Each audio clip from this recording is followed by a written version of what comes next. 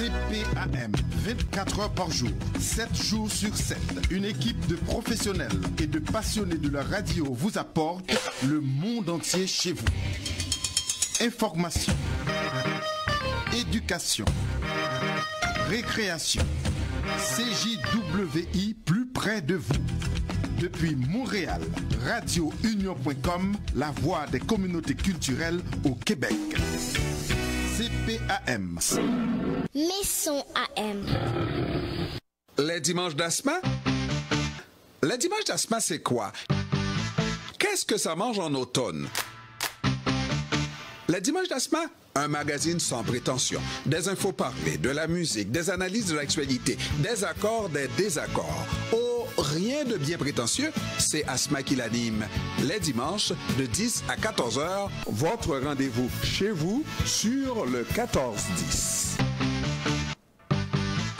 Exactement midi et 4 minutes. Nous voici donc de retour avec la suite de votre émission Les Dimanches d'Asma. Et aujourd'hui, on accueille Madame Sly Toussaint, qui est notre nouvelle collaboratrice à cette émission. À tous les derniers dimanches de chaque mois, elle sera avec nous pour nous entretenir de sujets. Alors, je vais laisser à Sly le soin de se présenter, de nous dire pourquoi elle veut participer avec nous à CPAM, à cette émission, et puis qu'est-ce qu'elle fait dans la vie. Et oui. Tout de suite, d'abord, avant qu'elle se présente, moi, je vais lui dire bienvenue. Merci beaucoup. Bienvenue dans le groupe des Dimanches d'Asma et bienvenue donc de la part de tous nos auditeurs. Merci énormément, j'apprécie. Donc, je vais y aller directement avec mon introduction, ma présentation de moi-même. Donc, mon nom est Sly Toussaint. Moi, je suis la fondatrice du Centre Toussaint, qui est sur Fleury, coin Saint-Michel à Montréal. Donc, qu'est-ce qu'on fait au Centre Toussaint? On fait la promotion de la culture haïtienne au travers de multiples cours. Donc, on a des cours de créole haïtien, histoire d'Haïti, histoire de l'Afrique également. On a des cours de danse et de musique haïtienne. On a des cours de cuisine haïtienne, puis on fait tout plein d'ateliers qui permettent de connecter avec la culture afro et haïtienne en général. Et moi, j'ai eu la piqûre parce que même si je suis née à Montréal, j'ai vécu 7 ans en Haïti. Et quand je suis revenue, je voulais en fait transmettre tout ce que j'avais appris. Donc voilà, j'ai fondé ce centre il y a maintenant 4 ans. Ça fait 1 an qu'on a pignon sur rue là dans le quartier antique, quartier-ville. Et maintenant, quand j'ai été invitée pour une chronique culturelle, je me suis dit c'est vraiment une bonne continuation en fait. Donc là, on va amener ce que je fais en ondes et puis je vais pouvoir ramener tout plein de personnes intéressantes. Et c'est ça qui me fascine, c'est ça qui m'allume le plus. Donc, en fait, je suis pas la seule à avoir cette envie-là de faire rayonner la culture haïtienne et la culture afro à Montréal. Donc, à chaque dernier dimanche du mois, je serai là et je vais vous présenter des personnes super incroyables, fantastiques. Ah, ben certainement, on a hâte. Et aujourd'hui, Sly est accompagné d'une invitée. Oui.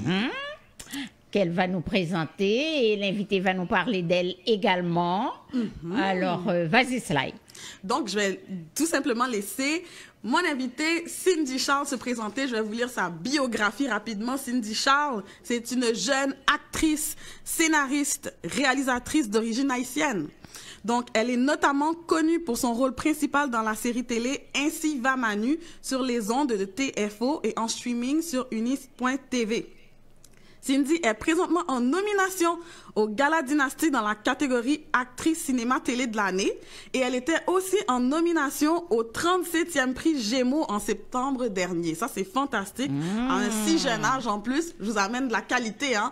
C'est quelqu'un qu'il faut suivre dès maintenant parce que si elle commence comme ça, on ne sait pas où est-ce que ça va venir dans 10 ans. On pourra dire, on l'a vu. On l'a vu au début. L'a vu.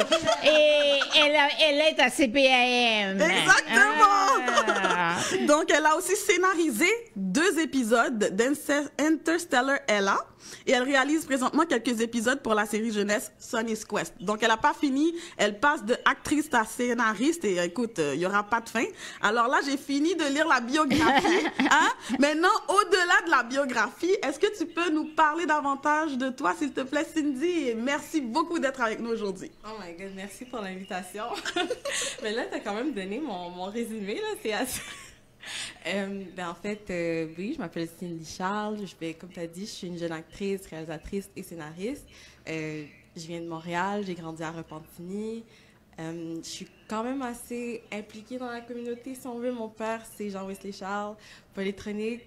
Donc, depuis que je suis jeune, je connais CPAM. Hein. Il y a son émission qu'il faisait il y a quelques années, Tendresse et Confidences.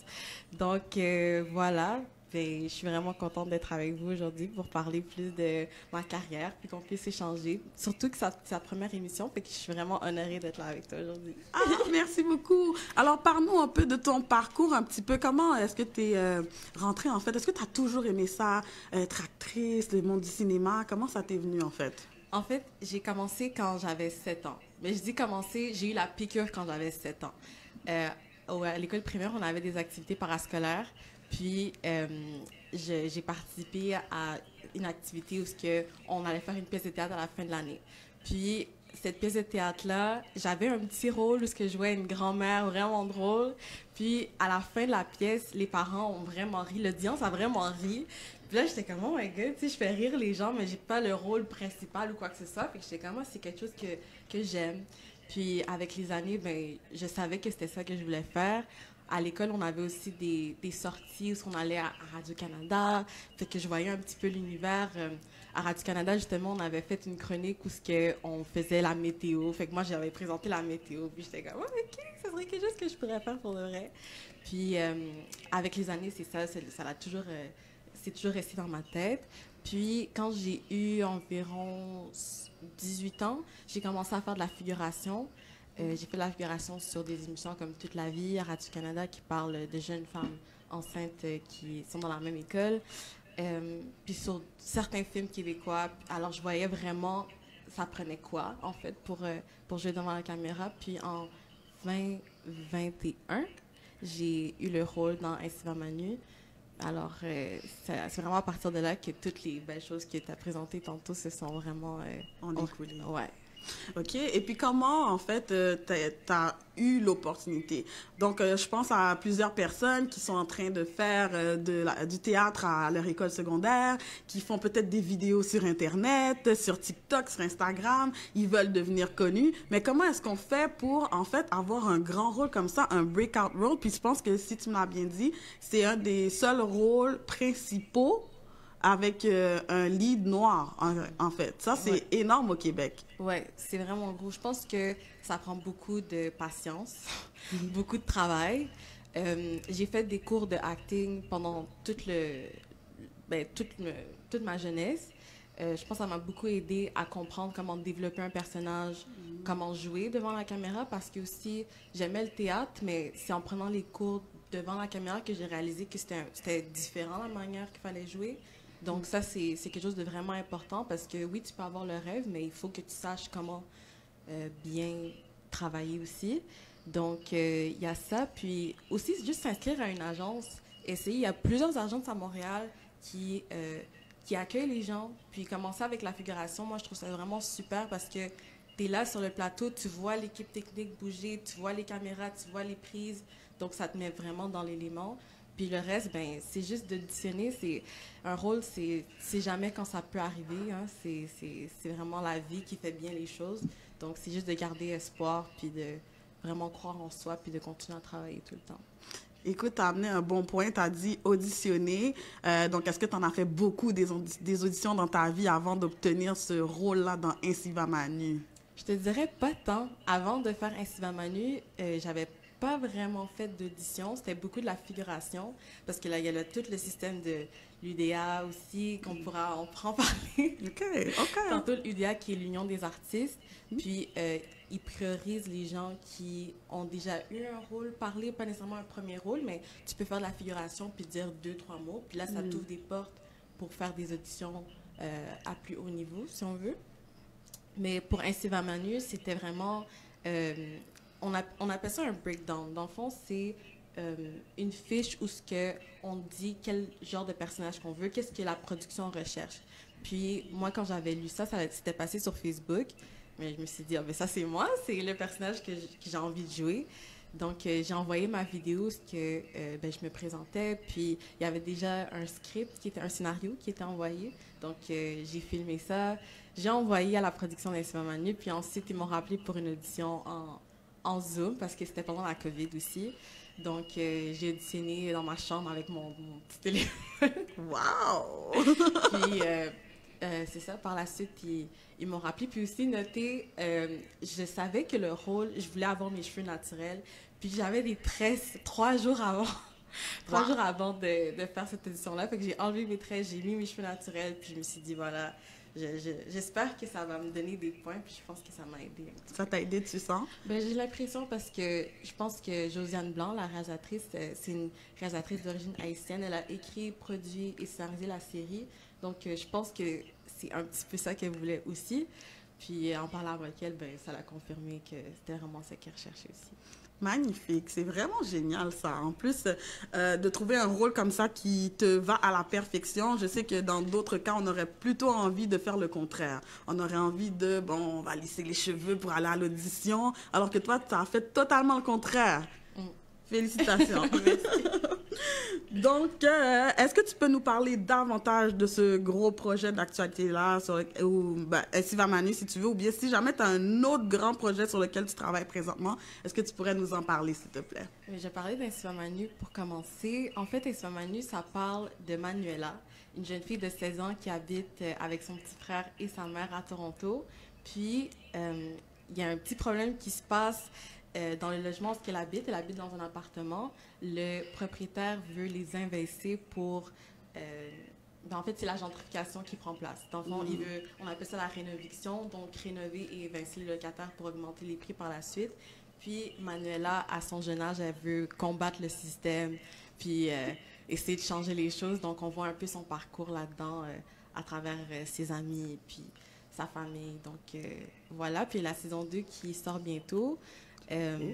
On va la tourner en fait cet été, donc ça va sortir avant la fin 2023. Donc, il faut rester à l'affût pour ça. Puis, pour d'autres projets, ben, en ce moment, je joue au théâtre. Je vais faire... c'est une journée, en fait. C'est une pièce qui s'appelle « Le soleil n'oublie aucun village ». C'est une pièce qui a été écrite il y a 15 ans. Puis, ils ont décidé de la reprendre cette année parce que ça avait eu beaucoup de succès. La série parle du racisme dans les lieux de travail, puis dans la vie personnelle des gens. À travers différents sketchs, on voit des situations où les gens vivent des situations injustes.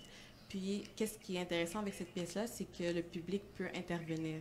Dans le sens que, avec les acteurs avec qui que je vais jouer, on va jouer la pièce, puis ensuite, les gens peuvent venir sur la scène pour montrer comment est-ce qu'ils auraient réagi face à la situation ou comment est-ce qu'ils se seraient sentis s'ils seraient à la place de l'acteur qui interprète le rôle. Donc, c'est le 16 mars à Laval. Il y a un petit peu d'informations qui me manquent, mais on va pouvoir le partager par la suite parce que je sais que le podcast, on va être rediffusé un peu partout, bien sûr. Voilà, donc... Bien sûr, ça intéresse les gens de savoir comment venir te voir performer cette magnifique pièce de théâtre. Ça a l'air extrêmement intéressant. Sur le sujet de la rénoviction, je suis juste curieuse de savoir, est-ce que tu étais déjà conscientisée par rapport au sujet précédemment? Je te dirais pas vraiment. Je savais que c'était un phénomène qui existait, mais c'est pas quelque chose que personnellement, moi, j'ai vécu. C'est vraiment pendant que j'interprétais le rôle, que j'entendais des histoires. Il y avait beaucoup de gens sur la production à qui c'était arrivé quand ils étaient jeunes. Surtout à Toronto, on sait que les logements là-bas sont très élevés. Donc, c'est vraiment avec la série que j'ai pu en apprendre plus sur le sujet. Magnifique. J'ai une question pour toi, Cindy. Est-ce que dans ton cheminement, est-ce que tu privilégies de participer à des films ou à des séries ou à des pièces de théâtre qui mettent en évidence les Noirs ou qui parlent de racisme ou ça t'importe peu, quelle que soit l'opportunité, tu vas te lancer, mais si tu as le choix, tu ferais le choix d'eux. C'est drôle parce que tous les rôles que j'ai faits jusqu'à présent, ça a été des réalisatrices noires, des réalisatrices femmes noires. Okay. Donc, il y a Josiane Blanc qui a réalisé la série Un cinéma nu. Il y a Myriam Charles qui a réalisé un documentaire qui s'appelle Au crépuscule. Myriam Charles, c'est une réalisatrice assez connue ici à Montréal. Elle a un film qui s'appelle Cette maison aussi qui est en salle présentement. Donc, il y a ce rôle-là que j'ai eu aussi. La série sur laquelle que je réalise avec... en fait, c'est une série jeunesse qui s'appelle Sonny's Quest. C'est produit par Sabine Daniel. Puis cette série-là met en lumière des jeunes afro-descendants partout au Canada. Puis on montre leur vie au quotidien, puis les activités qu'ils aiment faire, puis leur héritage. Justement, on a été au Centre Toussaint au début du mois pour montrer la vie d'un jeune qui voulait en apprendre plus aussi sur son héritage haïtien. Yeah! OK, donc toi, ça donne, puis ça donne bien que tous les rôles que tu as à jouer font référence aux Noirs, si tu veux. Hein? Aux origines. Voilà, merci Françoise. Mais pour répondre à ta question plus précis, en fait, oui, c'est quelque chose qui m'intéresse beaucoup. C'est pour ça, justement, que je voulais avoir mes cheveux naturels pour le rôle que j'ai eu dans Un cinéma nu parce que quand j'étais jeune, moi, j'avais jamais vraiment vu ça à la télévision. C'était souvent, on mettait des tresses, les gens en ce moment. Il faut protéger les boucles quand même. Protective style! Mais je trouvais ça vraiment important de faire ça, d'accepter ses cheveux, de voir différentes sortes de coiffures. Surtout, le personnage que je joue, elle a 16 ans, donc je pense que c'est vraiment important. Puis je veux continuer à avoir des rôles où je peux montrer différentes facettes de mon identité haïtienne en tant que femme noire. Puis, ouais, je crois que c'est vraiment important. Magnifique, magnifique. Moi, j'aimerais rebondir, je dirais à la fois de l'une comme de l'autre.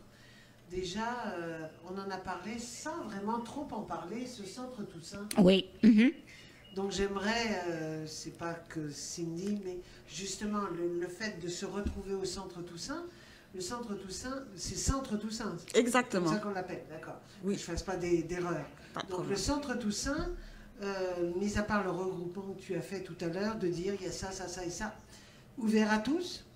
Ouvert à tous, 100%, ouvert à tous. Multiethnique? Multiethnique. Donc moi, je dis que la clientèle, ce sont les amoureux de la culture haïtienne. Tout simplement. Parce qu'il y a tellement de situations différentes. Il y a des gens qui sont en couple avec des Haïtiens. Il y a des gens qui ont des collègues haïtiens. Il y a des gens qui ont des clients qui sont haïtiens. Il y a des gens qui sont simplement, en fait, qui sont d'origine mixte, en fait.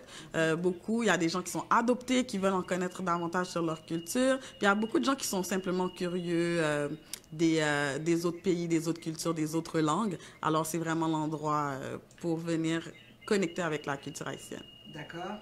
Donc ça veut dire que, je donne un exemple, si j'ai le goût de venir apprendre la recette du riz de jonjon, et ben c'est là qu'il faut que j'aille. C'est là qu'il faut que tu ailles. Par contre, si j'ai le goût de donner la recette de la choucroute, c'est pas là non plus. C'est pas là non plus. C'est pas là. Là, je n'aurais que, je dirais, apprendre à danser le compas. Exact. Ben, si tu veux rester dans le chou, Françoise, tu pourrais aller au Centre Toussaint, manger de la soupe joumou parce qu'il y a du chou dedans, ou un bon légume au bœuf avec du chou. Non, Bon. Disons que c'était pour savoir si c'était la culture haïtienne ou au contraire s'il y avait la possibilité du partage. Si par exemple il y a un monsieur marié à une haïtienne mais qui est d'origine marocaine et qui a le goût de donner la recette du couscous. Non, c'est pas là. Là, c'est uniquement le fait de la culture haïtienne, la peinture haïtienne, le cinéma, la musique. Exactement. D'accord, ça éclaire ma lanterne, merci. Pas de problème. C'est Bon, ça. voilà. Puis, est-ce que, en parlant de la cuisine haïtienne, est-ce qu'il y a un restaurant, un casse-croûte, si jamais, exemple, l'équipe Les Dimanches d'Asma, après l'émission, veut aller faire un petit tour, aller casser la croûte haïtienne, est-ce qu'il y a cette possibilité au Centre Toussaint? Non, au Centre Toussaint, c'est pas... Non, il n'y a pas le casse-croûte. C'est juste la cuisine, la formation. L'enseignement, OK. voilà. On est vraiment dans l'enseignement. Ah, OK, C'est d'abord. un centre qui existe depuis combien d'années? 4 ans, ans. mais ça fait 1 an qu'on a pignon sur rue sur Saint-Michel-Fleury. Ok. Tu peux rappeler l'adresse? 2865 rue Fleury-Est. Ok. Alors, Cindy, Oui. J'aimerais savoir, selon toi, quelles sont les opportunités uniques qui existent dans ton industrie? Je trouve qu'il y a quand même beaucoup d'opportunités, Mhm. que ce soit devant ou derrière la caméra. Maintenant. Je sais que c'était pas nécessairement comme ça il y a, on va dire, 5-6 ans, mais il y a eu beaucoup d'initiatives qui ont été, qui ont ouvert dans les dernières années. Je pense notamment au FCTMN, maintenant qui s'appelle ALIA. Puis le FCTMN, l'acronyme, c'était Femmes du cinéma et de la télévision. Donc, moi, j'ai commencé un petit peu par là. Il y avait des cours qui donnaient pour la scénarisation, pour la production. Puis c'est vraiment en partenariat avec l'INIS, qui est l'Institut du son et de l'image, qui est comme l'école un peu réputée ici à Montréal pour tous les gens qui veulent aller en production télévisuelle ou du cinéma. Il y a beaucoup de fonds aussi pour les gens qui veulent démarrer des projets de séries télé. Je pense à UniTV qui a une initiative où n'importe qui peut envoyer son idée de projet. Puis par la suite, ça peut se développer avec d'autres fonds aussi. Tu sais, c'est aussi une structure qu'il faut apprendre, mais je pense que quand tu as la volonté, tu réussis à apporter genre plusieurs financements ensemble. Donc, je pense à ça. Je les connais pas tous, mais je sais que il y a plusieurs possibilités aussi de démarrer ces projets par soi. On veut souvent aller vers le traditionnel, mais des fois, avec notre téléphone, il y a beaucoup d'opportunités aussi. Donc, je pense que la porte est ouverte à tous. Est-ce que toi, tu aurais des idées là, de scénarios que tu aurais envie de mettre de l'avant? Définitivement. Mais c'est ça aussi qui m'a permis de rentrer dans l'industrie, c'est en ayant des idées, puis en les partageant avec des producteurs, parce que des fois, on pense que c'est un milieu fermé, puis les gens veulent pas trop des nouveaux, mais au contraire, je pense que l'industrie veut des nouvelles voix, puis je pense que c'est ça aussi qui m'a amené à être où je suis aujourd'hui, parce que j'avais pas peur d'aller parler avec les gens. Surtout, je pense aux 5 à 7. Je pense que c'est important d'aller dans des événements d'industrie, regarder des fois sur Eventbrite, qu'est-ce qui se passe. L'Académie des Gémeaux font souvent des soirées aussi où les gens... C'est ouvert au public, c'est ouvert à tout le monde. Donc, des initiatives comme ça, je trouve que c'est important. Pour moi, j'avais justement une idée de scénario, puis je l'ai partagée à une productrice que j'avais rencontrée dans une initiative du FCTMN. Puis, on a gardé contact. Puis, justement, il y a 2 ans, elle m'a demandé si j'étais intéressée à participer à un projet qu'elle produisait, juste pour aider en scénarisation. Puis, c'est le projet que tu as mentionné au début de l'émission, qui s'appelle Interstellaire LA. Ça sort bientôt sur Radio-Canada, TVO, en collaboration avec la Belgique, France, Warner Brothers. Donc, c'est vraiment un gros projet. Puis, au début, j'étais seulement là pour aider, mais en étant dans les rencontres c'était 2 fois par semaine, mais je donnais des idées ici par là. Puis, l'équipe aimait bien mes idées, fait qu'ils m'ont demandé si j'étais intéressée à écrire 2 épisodes. Donc, c'est comme ça un peu que je suis rentrée aussi dans la scénarisation. Donc, si vous avez des idées, je pense que c'est important de les partager avec les gens. Il ne faut pas avoir peur de se faire copier nécessairement parce que ça prend tellement de temps aussi, créer des projets. Donc, si quelqu'un vous copie, je pense qu'il y a une grosse volonté, mais il ne faut pas avoir peur de collaborer parce qu'en fait, le cinéma, c'est vraiment un milieu où ce qu'on collabore. Magnifique. Je peux me permettre? Oui. Concernant ton parcours, tu es jeune, c'est un parcours récent, on va dire. Tu as eu beau dire que tu avais fait du théâtre quand tu avais 7 ans, c'est ce qui t'avait donné la piqûre, puis tu as continué. Moi, après, tu es arrivé déjà presque à rentrer dans l'industrie, à faire donc de la figuration, un rôle. Moi, j'aimerais voir le côté académique. Tout ce côté-là, là, c'est bien beau. Tu as dû aller faire un secondaire. T'as pas donné ton background. L'école. Françoise. Non, mais elle l'a entendu. Si, je lui ai donné tout à l'heure. C'est de savoir si, comme ça, claquement de doigts, la bonne fée au-dessus de ton berceau a fait que Cindy, oui, elle pouvait devenir Pocahontas.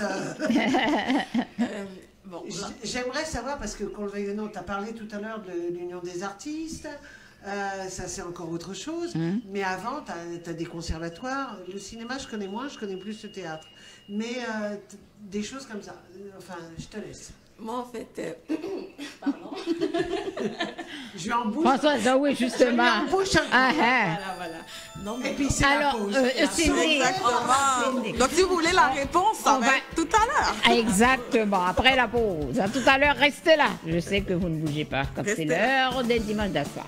Il y a des jours avec, il y a des jours sans. Les jours avec, on est déjà avec. Mais les jours sans, il faut faire avec le AM 1410. Les dimanches d'Asma? Les dimanches d'Asma, c'est quoi? Qu'est-ce que ça mange en automne? Les dimanches d'Asma, un magazine sans prétention. Des infos parlées, de la musique, des analyses de l'actualité, des accords, des désaccords. Oh, rien de bien prétentieux, c'est Asma qui l'anime. Les dimanches, de 10 à 14 heures, votre rendez-vous chez vous sur le 14-10. Nous voici donc de retour avec Sly et son invité Cindy, mais on a oublié de vous dire que vous êtes à la chronique Causer, une fois par mois, tous les derniers dimanches de chaque mois. Et la chef de Causer s'appelle Sly, tout ça. C'est bien moi. Alors, Cindy avait une question de l'ex-prof, mais enseignante un jour, enseignante toujours. Bon, Surtout quand on l'a fait pendant 40 ans. n'est-ce pas? Alors, est-ce qu'on peut répéter la question pour ceux qui viennent d'arriver après la pause, là? Ah ben oui, je pense que je m'en souviens. J'ai pas encore perdu la mémoire. Donc, elle nous a parlé d'un parcours qu'elle avait, je dirais, touché le théâtre à 7 ans, dans une vieille grand-mère. À la suite de cela, elle a eu l'occasion d'en refaire plus tard. Puis elle a fait de la figuration, et puis elle a eu des contacts, etc. Mais moi, concernant son parcours académique, ça m'aurait intéressé de savoir si elle était sortie avec la bonne fée qui était venue au-dessus de son berceau, en disant elle sera actrice, scénariste, productrice et tout, et qu'elle fera que ça, ou au contraire, est-ce qu'elle a, je dirais, un bagage, ou des bagages, ou plusieurs valises, plusieurs casquettes, on va dire. Bon, là, c'est un sujet un peu touchy, comme on dit. Mais mon parcours académique, moi, j'ai arrêté l'école au cégep. J'ai décidé de ne pas continuer parce que je savais que c'est ça que je voulais faire dans la vie. Je voulais être actrice. Puis je sais qu'il y a des cours où on peut étudier l'art du théâtre, puis le acting, etc. Mais moi, ça ne m'interpellait pas nécessairement, même que j'avais même pas pensé, en fait. Parce que aussi dans le temps, ça c'est une autre histoire, mais j'étais fondatrice d'une agence de mannequins. J'avais 14 mannequins dont je m'occupais. Puis c'est pour ça aussi que j'avais quitté le cégep, parce que je me suis dit, ah bon, ben là, ma vie est faite, je sais qu'est-ce que je vais faire dans la vie, c'est bon et tout, mais c'était pas réellement ça que je voulais. Donc j'ai utilisé un petit peu qu'est-ce que j'avais appris en étant fondatrice d'une agence pour devenir actrice, parce que je me suis dit, ben c'est vraiment, dans la vie, c'est vraiment les contacts qui sont importants. Puis je pense que les gens qui vont dans les écoles, j'ai beaucoup d'amis qui ont fait le conservatoire ou l'école nationale, ça aide pour la technique, ça donne un gros bagage artistique, mais quand ça vient au côté business, ben, l'école n'apprend pas nécessairement ça. Puis je pense que c'est ça aussi que les gens dénoncent dans les dernières années. Donc ça, c'est quelque chose de vraiment important que j'ai pu appliquer. Donc voilà. Non, je n'ai pas fait... Non, mais quand je dis l'académique, qu'on le veuille ou non, tu es quand même parti, tu es allé jusqu'au cégep. Donc cégep, tu as un bagage, tu as un bagage culturel. Oui. Tout à fait, mais peu importe, il y en a certains qui ont déjà renoncé avant, ou qui n'ont pas voulu, etc. Puis toi, je pense que tu as de la volonté de l'envie au fond de toi, et certainement autour de toi un accompagnement de la famille peut-être. L'accompagnement, elle était là avec toi, accompagnement. Quand tu as dit de la famille. Oui, mais peu importe. Peu importe. Ouais. Je vais m'appuyer rapidement moi sur un fait. Moi, dans ma vie, le théâtre, c'est ma passion, moi, le théâtre. Mais dans le théâtre, moi, il fallait pas que j'en parle à la maison. C'était pas un gagne-pain. Donc, j'ai pas osé partir dans une école de la rue Blanche. C'était mes rêves. Et à un moment donné, je suis rentrée en passant par d'autres choses, mais je suis devenue enseignante parce que je gagnais ma vie. Et on savait que j'allais gagner ma vie. Tu comprends? Alors que toi, c'est peut-être dans le domaine artistique, on le sait. Certaines fois, il y a des hauts, il y a des bas, il y a... bon. Mais l'accompagnement, on t'a peut-être pas fermé complètement les portes, même si... Parle-nous en fait de ton bagage familial et puis vas-y. Bon, quand ça vient à la famille, je pense qu'en étant jeune, ben, je l'ai mentionné tantôt, mon père, c'est lui qui a Polytronique, c'est Jean-Wesley Charles, puis il est très impliqué dans la communauté. Mais quand j'ai partagé mes rêves de devenir actrice, c'était pas nécessairement quelque chose. Non, il te voyait avocate, médecin, ingénieur, beau bagage. Absolument.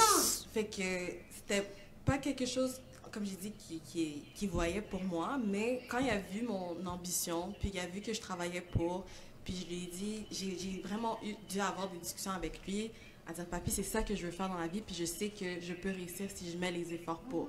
Il m'a dit, OK, je te regarde aller. Puis je pense que maintenant, il est fier de moi. Non, mais c'est ce que j'allais dire.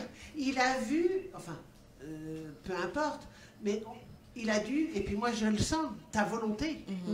Parce que, comme tu as dit, il faut s'impliquer. Oui. On n'attend pas dans son fauteuil que, je dirais, que t'as envoyé ton Facebook, pas ton Facebook, ton...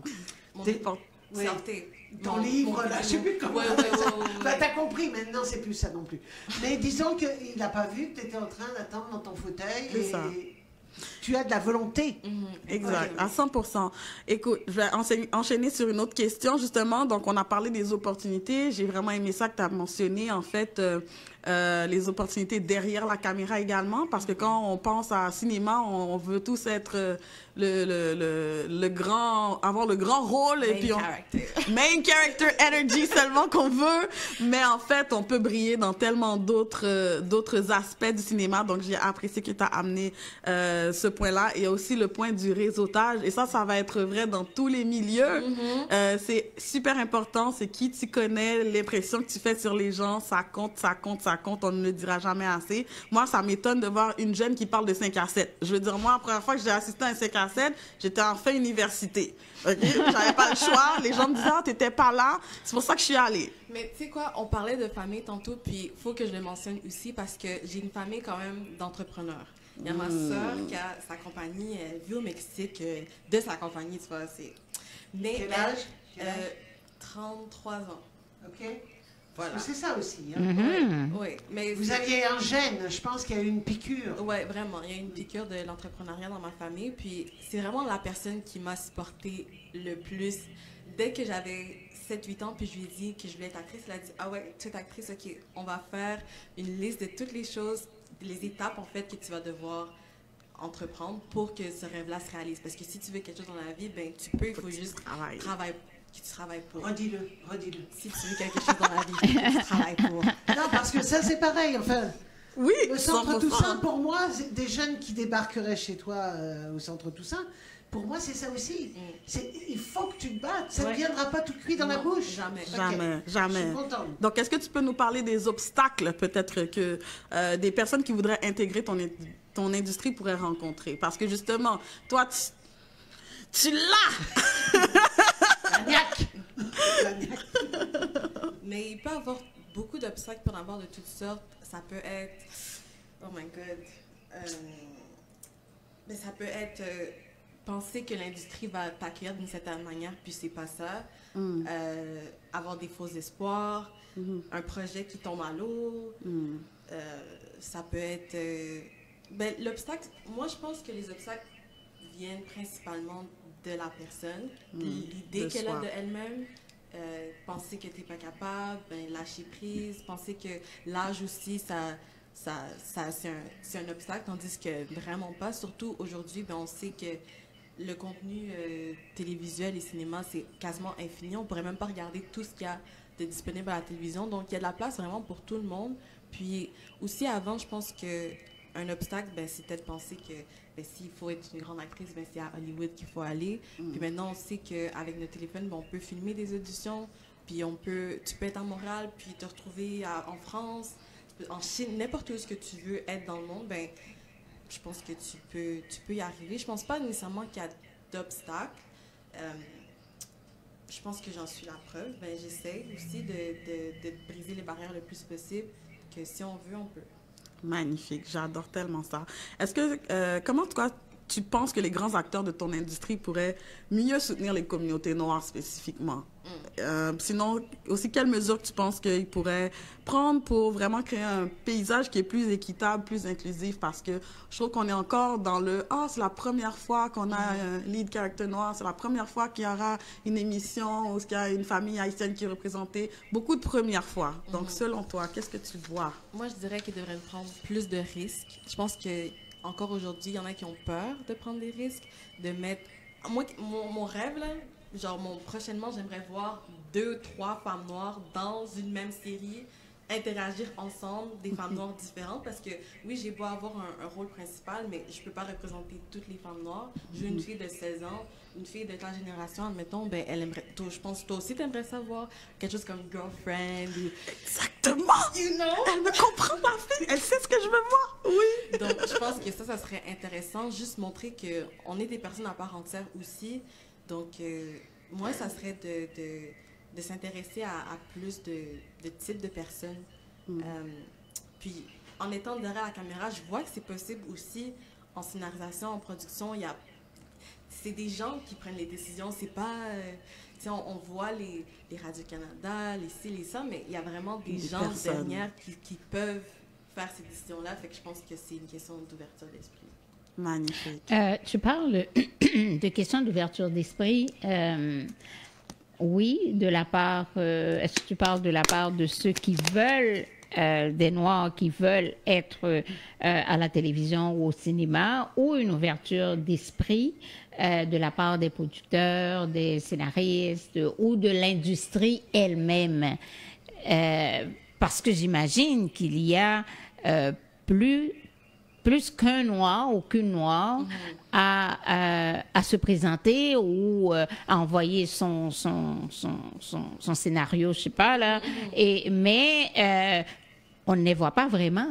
Ouais. Surtout à la télévision québécoise, on ne les voit pas.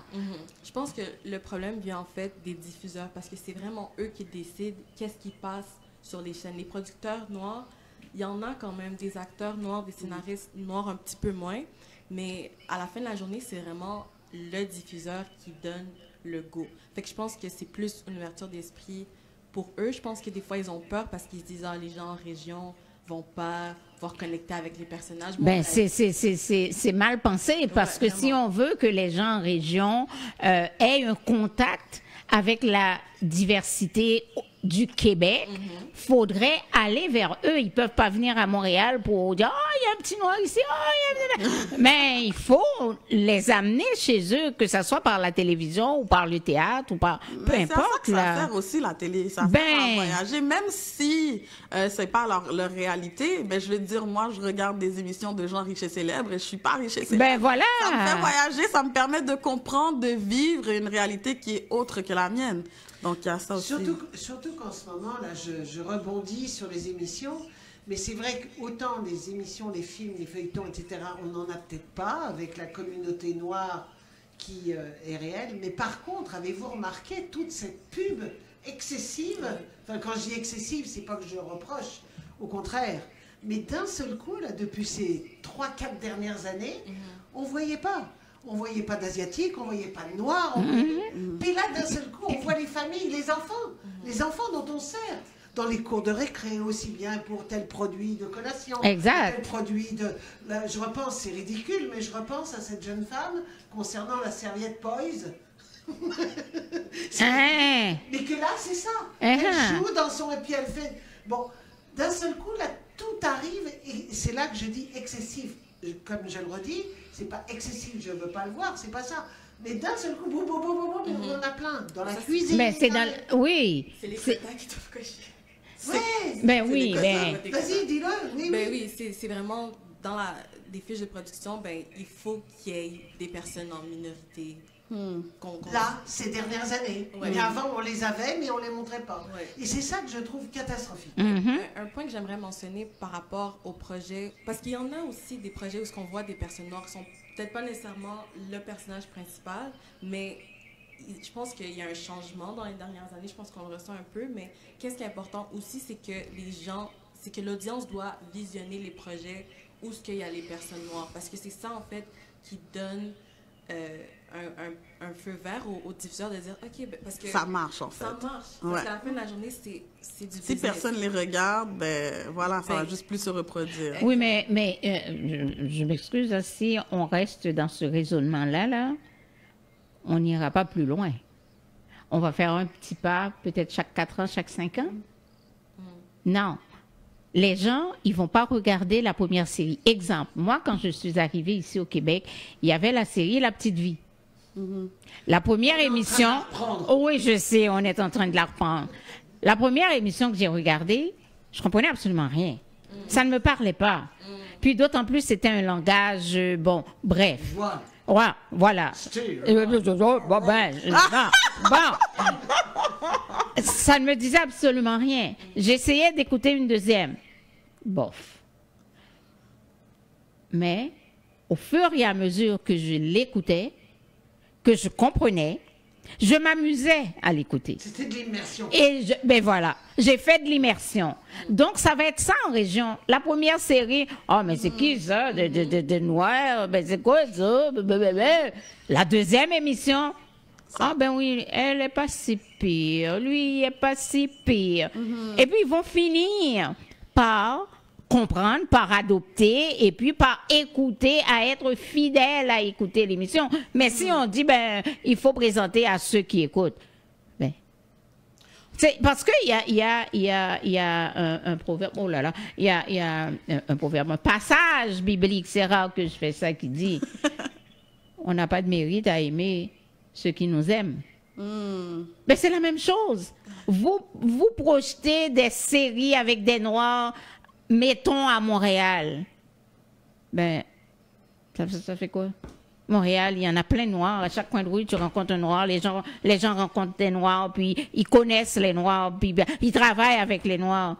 Mais en région, ils sont exceptionnels. Ben voilà. Donc, c'est en région qu'il faut les forcer à dire, ben, garde, votre Québec, là, il n'est pas pur blanc. Ouais. Je pense aussi que c'est important d'avoir des projets où que, oui, il y a des personnages noirs, mais c'est pas seulement ça qui fait le personnage, parce qu'on est des personnes aussi à part entière. Fait que de Oui, montrer- ben oui. Ben, ça dépend du rôle qu'on va donner à ce personnage noir-là, là. Exactement, mais ça vient au C'est rôle un tout. des gens qui l'écrivent. C'est d'avoir une vraie représentation. Ben, c'est de montrer un humain, une personne avant tout. Oui. Écoute, il y a tellement de choses à dire là-dessus. Là, c'est fou. C'est fou. Il va part- falloir que Cindy revienne. Il va falloir qu'elle revienne. Et moi, je vais prendre un rendez-vous avec Carousel aussi. Oui, hein? Tu vas habiter Yes, ici. Carousel. Yes. Je ne demande même pas Martial. Avec la chronique causée, moi, je veux aussi que les gens aient vraiment une vision de tout ce qui se passe dans la ville aussi, dans la jeunesse, dans la culture noire, etc., dans la communauté. Donc, j'aimerais que tu me parles peut-être d'un événement auquel tu as... un ou deux événements auxquels tu as assisté récemment. Qu'est-ce que tu as fait? Qu'est-ce que tu as vu? Qu'est-ce qui se passe dans la communauté? Quel événement que les gens ne doivent pas manquer? Ben, récemment, il y a eu le panel que moi et toi, Sly, on a assisté avec Concordia. Ben, c'était l'association haïtienne de Concordia qui a toujours des événements. Puis cette fois-ci, ben, c'était un panel avec 5 invités. On avait M. Tardieu. Ouais. On avait... Chris Marlowe. Oui, on avait Esther Calixte et... Ben, Et toi et moi. C'est ça. Donc, c'est bien parce que ça représentait, en fait, Haïti, en fait, la place de la communauté haïtienne à Montréal, d'antan et d'aujourd'hui, en passant par, tu sais, queer et tout ça. Donc, c'était bien représenté. Oui, vraiment. Puis un autre événement, tu parles de la jeunesse, ça s'appelle Mic'd Up. Ok. Alors, c'est un événement organisé par 3 jeunes Montréalais. Puis, ça met en lumière les jeunes artistes, jeunes poètes de Montréal, jeunes chanteurs qui vont sur la scène puis qui performent devant une foulée de gens. Les billets sont toujours sold out. Wow. Alors, En parlant de ça, là, Mike moi, Top.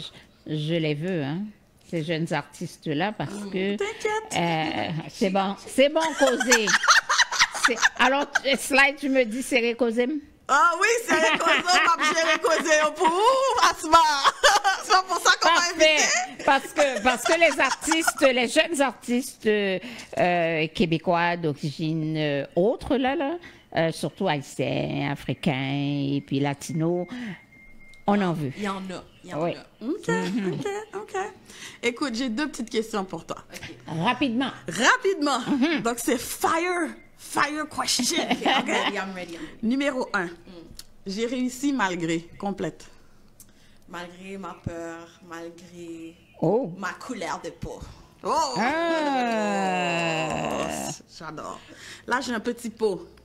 Il y a des proverbes OK. en créole haïtien. OK. OK? Nous là. OK? OK. Est-ce que tu peux lire le créole haïtien? Mais oui. OK, oui, mais ça, tu vois? Elle est tombée dans la marmite. OK. Oh my god, mon cœur là. OK. Parce qu'il faut... Aïe, aïe, Bon. On essaie. aïe. KKG Palinet. Bon! Hein?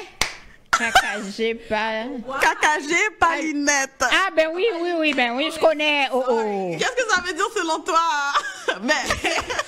Tes crottes des yeux, c'est pas des lunettes. Mais non, ça veut dire dans quelle situation tu pourrais utiliser ça pour exprimer quoi? C'est ça le trick. Je pense que la manière dont tu vois les choses, faut pas que ça soit...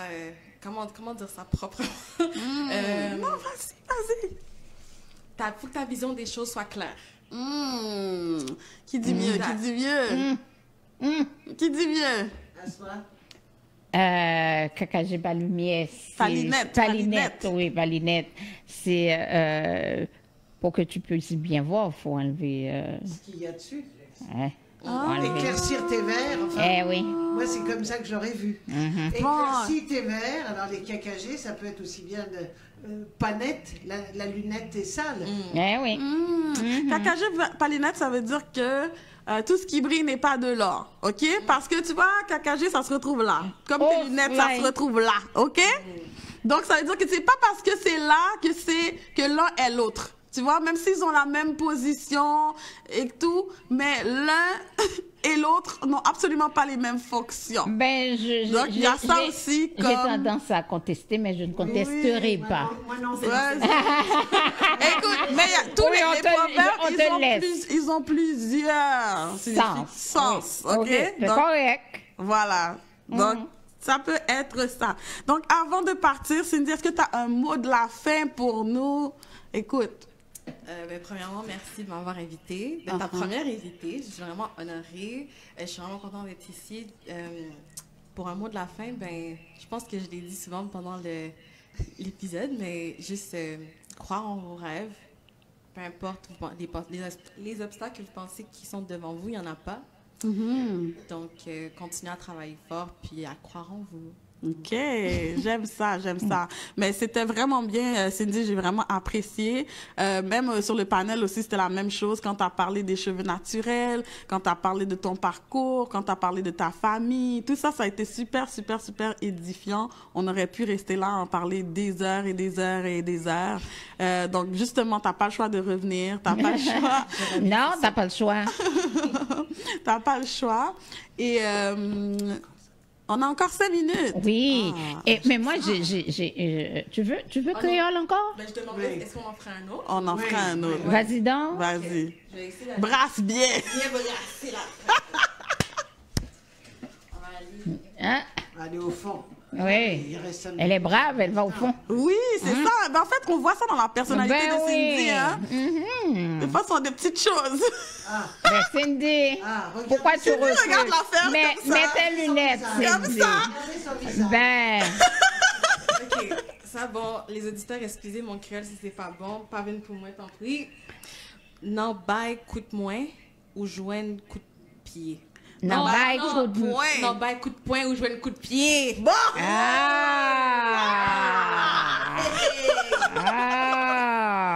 Vas-y. Ben, ça, c'est... Et pour un dent pour dent, si tu cherches, tu trouves. Et voilà, c'est bon. Ça, c'est excellent. C'est bon, c'est excellent. ouais. Est-ce que tu peux montrer peut-être dans la caméra et peut-être sur Internet, amusez-vous à écrire « Non, bye, coup de poing » ou « Abjouen, coup de pied ». OK? Ah, non, bye, coup de main. Non, oui, non, bye, coup de main. Ah, OK, OK. Oh, ben ça change de sens. Non, Coup de moins. non. Non, bye, ben c'est pas le même sens. C'est pas le même sens. Non, bye, coup de main ou abjouen, coup de pied, ça, c'est faire affaire à une personne qui n'est pas reconnaissante. Voilà. Ah. Non, bye, coup de main. Parce que tu veux l'aider, mais... Oui, parce qu'un coup de main, c'est comme quand C'est tu donnes comme un coup de aider main à quelqu'un. Oui, lui tendre la main. Oui. Ouais. Non. Donne un coup de main. Non, Ah. coup de main, on va jouer un Coup coup de de pied. pied. Je montre encore à la caméra. On va aller au centre Toussaint pour... Exactement. Non. Oui. Alors, ben voilà, la maman qui me dit, grand-mère, si chien, c'est coup de bâton. Oh, wow. Exactement la même chose. En Bon. passant, les amis, ma maman, elle est en studio, elle est cachée. OK? Parce Mais qu'elle voulait assister sa fille. Parce que je dois vous dire que la maman est une fan de CPAM. CPAM un jour, CPAM toujours, maman. Eh bien, c'est cette piqûre qu'elle a, votre fille. Hein? Ouais, CPAM un jour, CPAM toujours. Elle l'a eu dans le sang, hein? Bon, parlez-moi de ça. La transmission, c'est ça. Hein? Et Cindy, mais moi, je suis très, très, très contente de t'avoir. Je suis extrêmement contente d'avoir cela parce que je pense que c'est ce sang-là qu'on veut amener à CPAM pour que les grands mondes, puis je ne parle pas de moi ni de Françoise, mais puissent à un moment donné regarder la porte, hein, et aller se reposer parce que la relève est là. C'est ce qu'on veut, c'est ce qu'on veut. D'ailleurs, tu n'auras pas de difficulté avec papa parce que papa ne jure que par CPAM. Moi, j'en profite pour dire, là, encore une fois, équipe de filles, équipe de femmes, il faudra penser à emmener le gars. Oui. Cindy, rapidement, où est-ce qu'on peut te retrouver? Rapidement. Instagram, Cindy, il y a un point après le DY. Parfait. Cindy Charles. Cindy Charles. Bon, alors voilà, merci beaucoup. Vous avez écouté Causer, la chronique culturelle. Oui, Causer. Alors on fait la pause. De l'autre côté, ça va être le tour des Lacous, suite et fin de cette émission de ce dimanche. À tout à l'heure.